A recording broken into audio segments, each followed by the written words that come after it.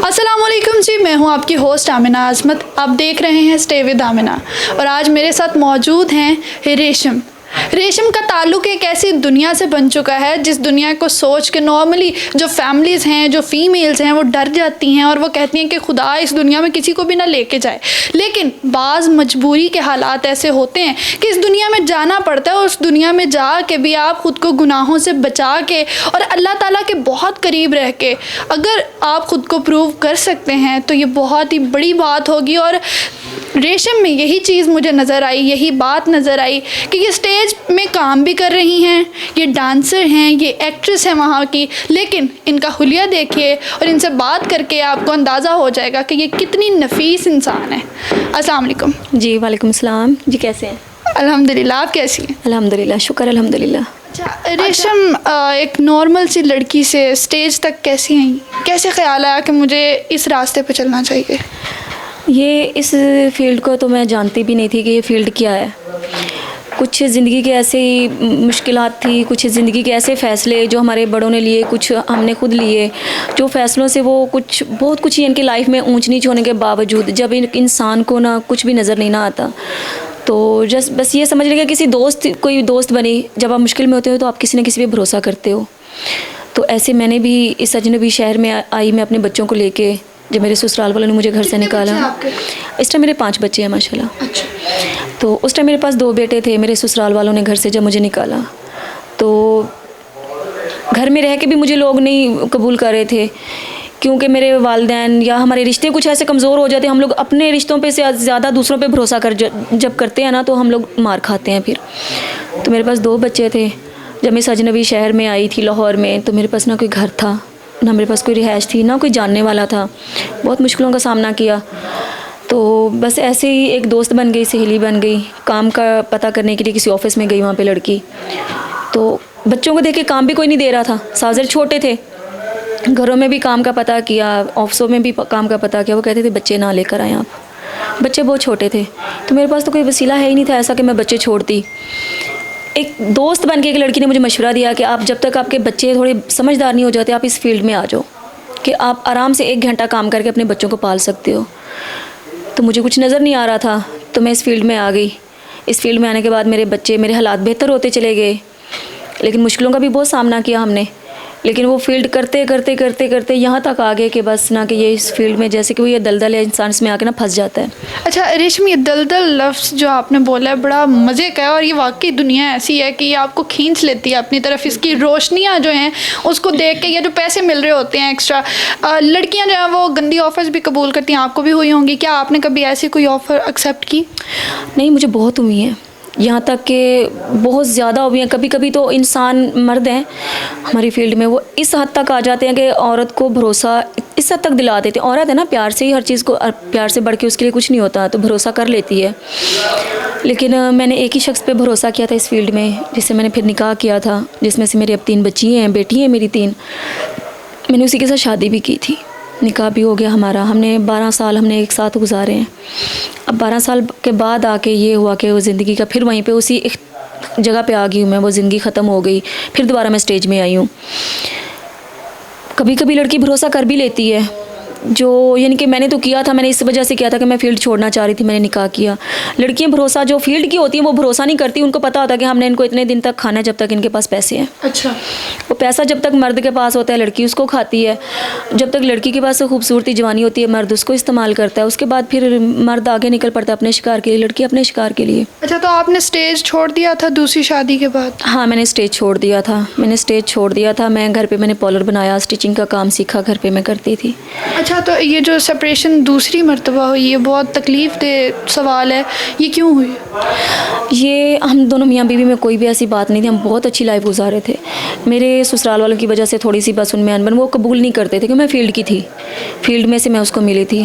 तो वो बात वही आ जाती कि ये फ़ील्ड को लोग गंदा कहते हैं, कि मैं फ़ील्ड की थी, इस वजह से उन्होंने मुझे कबूल नहीं किया सारी ज़िंदगी। और लास्ट में अच्छा रेशम, मुझे ये बताइएगा कि ये फ़ील्ड की जब बात हो रही है इसे बहुत गंदा समझा जाता है। आपके नज़र में कौन है रिस्पॉन्सिबल इस गंद का? वो जो प्रोड्यूसर होते हैं, हदायतकार होते हैं, वो जो आपको डांस के गंदे मूव्स सिखाते हैं, वो लोग होते हैं, या लड़कियां खुद इस चीज़ को गंदा कर देती हैं? नहीं, कोई भी नहीं होता, लड़की खुद होती है। देखिए अब आप हैं या मैं हूँ, हम बैठे हैं, हमें कोई कहे कि आप ये रास्ता इधर जा रहा है, ये इधर जा रहा है, आप इस रास्ते पे चलो, आपका दिल करेगा तो आप चलोगे। आपको नज़र भी आ रहा होगा तो आप जानबूझ के उस रास्ते पे चलोगे, तो हम दूसरे प्रोड्यूसर डायरेक्टर पे या जो डांस मास्टर होते हैं हमारे, हम उन पे कहें तो डांस मास्टर मैंने भी रखा हुआ है। आप यूट्यूब पे मेरी वीडियो जितनी भी है सर्च करें, आपको कोई गंदा स्टेप नहीं मिलेगा, मुझसे होता ही नहीं है। मैं करने से पहले खुद ही शर्मा जाती हूँ, मुझे शर्म आ जाती है कि मैं औरत हूँ, मैं ये स्टेप करूँ, मुझे ये ज़ेब देता है। अच्छा, अभी बहुत सारी पब्लिक जो आपको देख रही होगी, सुन रही होगी, उनके जहन में ये सवाल आते होंगे कि why you left your job, जो घर में आपने की थी या जो आपने नर्सिंग की थी वो क्यों छोड़ दी और इस तरफ क्यों आ गई? ये बहुत टर्निंग पॉइंट है आपका, वो बताएंगी? जी बिल्कुल, ज़रूर बताऊंगी। अब जो देख रहे हैं मुझे बहन भाई मेरे, उनके ज़हन में ये सवाल आ रहे होंगे, तो अगर कुछ लोग ऐसे हैं जो जिन्होंने घर पे रखी हुई हैं काम के लिए लड़कियाँ, साफ ज़रा माशाल्लाह वो फेस फिगर की भी अच्छी होती हैं, अल्लाह पाक ने एक औरत बनाई चीज़ खूबसूरत है, तो मर्द चीज़ ही ऐसी है कि उनका ईमान डोलता ही डोलता है औरत के, चाहे अपनी घर में लाख खूबसूरत बैठी हो। तो मैंने घरों में भी काम किया है, मेरा एक बेटा था, मैंने घर में भी जॉब की है, शायद वो भी सुन रही हो आप। रुबीना उस टाइम अलकरम हॉस्पिटल की लेडी डॉक्टर थी और उनके हस्बैंड जो है ना यकूब अलकरम हॉस्पिटल के डॉक्टर थे, वो भी दोनों मियाँ बीवी। मैंने उनके पास नाइट को मैं नर्सिंग की जॉब करती थी, दिन को मैं उनकी बच्ची संभालती थी। अब तो बच्ची भी माशाल्लाह बड़ी होगी उनकी, आप ही बहुत अच्छी थी।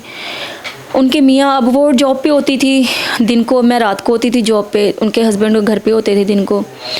तो यहाँ तक कि मैं साजर एक बच्चे की माँ थी, उस टाइम खूबसूरत भी थी, जवान भी थी मैं, तो वो मेरी तरफ माइल होना शुरू हो गए थे। यहाँ तक आ गई थी कि बात कि उन दोनों मियाँ बीवी में झगड़ा हो गया था, क्योंकि मैं शुरू से ही उसूल पसंद थी। जब उनके हस्बैंड ने मुझे 2-3 बार अपनी तरफ माइल करने की कोशिश की, मैंने उसको बता दिया कि आप ये घर में हो रहा है, मैं अकेली नहीं रह सकती घर में आपके। वो मुझ पर बहुत भरोसा करती थी आप ही, और उन्होंने अपने हस्बैंड को फिर देखा, 2-3 बार जज किया, फिर उन्होंने मुझे कहा कि सायरा आप ठीक हो इस जगह पे। तो मैं यही कहती हूँ कि मैं ही हूँ, मैंने भी घर में बच्ची रखी हुई है काम करने के लिए, मेरे घर में कोई मर्द नहीं है। घर में किसी पे भी काम कर रही होगी औरत ना, अपनी चाहे जितनी मर्जी खूबसूरत होगी, चाहे काम करने वाली जितनी गंदी होगी, उसका थोड़ा सा दुपट्टा सरका नहीं और मर्द ने उसको मैली नज़र से देखा नहीं। मैली नज़र से तो हर जगह पे देखते हैं। अब फैक्ट्री में चले जाओ, फैक्ट्री में जाके देखो क्या हो रहा है, हमारे स्टेज से बदतर हालात हैं फैक्ट्रियों के। घरों में भी मालिकों के साथ, मालिकों ने रिलेशन बनाए हुए हैं। लड़कियाँ घर में क्या मिलेगा काम करने से? 5,000, 10,000, 15,000। लड़की ने ज़्यादा कमाना ही है तो वो रिलेशन बना के कमाएगी। और मैं कहती हूँ मुझे अपनी फील्ड पे फ़ख्र है कि मुझे अपने आप पे भी फ़ख्र है कि मैं रिलेशन बना के नहीं कमाती, मैं अपने काम से कमाती हूँ और प्रोड्यूसरों से पेमेंट जो तय करती हूँ वही पेमेंट लेती हूँ, मैं किसी से रिलेशन बना के नहीं लेती। अच्छा, मुझे पता चला कि आप माशाल्लाह से तहज्जुद भी पढ़ती हैं, 5 नमाज़ें भी पढ़ती हैं, रोज़े भी रखती हैं, हकूक़ भी पूरे करने की हर मुमकिन कोशिश करती हैं। स्टेज से रिलेटेड हो के इतना ज़्यादा मजहबी बंदा कैसे हो सकता है? ये सोच से बाहर हो जाता है। होता है, जो ऊपर बैठी है सबको संभालने वाली ज़ात है, वो इंसान को चाहे तो अपनी तरफ माइल कर सकती है। अगर ये नहीं है कि हम स्टेज पे करें तो हम मुसलमान नहीं हैं, हम इंसान नहीं हैं, है तो उसी खुदा की मखलूक है ना, तो अल्लाह पाक जिसको चाहे चुन ले। और सबसे बड़ी बात जो है, मैं आपको बताऊं कि मैं नमाज़ें नहीं पढ़ती थी, मेरे साथ थोड़ी सी प्रॉब्लम थी, मैं नहीं पढ़ सकती थी और बहुत कुछ मेरी लाइफ में प्रॉब्लम थी। लेकिन मौलाना तारिक जमील साहब हैं माशाल्लाह, बहुत ही अजीम हस्ती हैं, अल्लाह पाक उनको सेहत तंदुरुस्ती दे। मैं उनके बयान बहुत सुनती थी और उनके बयान सुनने के बाद मुझ में काफ़ी चेंजिंग आई, बहुत तब्दील हुई। मैं इतनी तब्दील हो गई कि आप यकीन करें कि मैं हर चीज़ पे ना, और मैं शुक्र अल्हम्दुलिल्लाह कहती हूँ कि ऐसे लोग हैं कि जैसे हम जैसे लोग जो गुमराह हो जाते हैं उनको सीधे रास्ते पे लाने के लिए अल्लाह पाक ने इनको तौफीक दी है।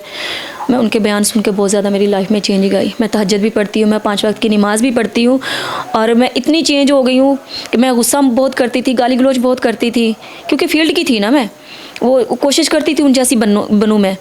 तो जब से मैं मेरी लाइफ में मौलाना तारिक जमील साहब हैं, उनकी वजह से लाइफ में चेंज गई है, मेरी बहुत सी चीज़ें ख़त्म हो गई हैं। तो इज़्ज़ु मन तशाउ व तुज़िल्लु मन तशाउ, और अल्लाह ताला जिसे चाहता है ज़िल्लत देता है, जिसे चाहता है इज़्ज़त देता है। और एक और भी आयत है कि अल्लाह ताला जिसे सिलेक्ट करता है हदायत के लिए, उसके दिल में बस हदायत के लिए थोड़ी सी लगन होनी चाहिए, अल्लाह उसे सिलेक्ट करता है और उसे हदायत मिल जाती है, चाहे वो कोई भी हो।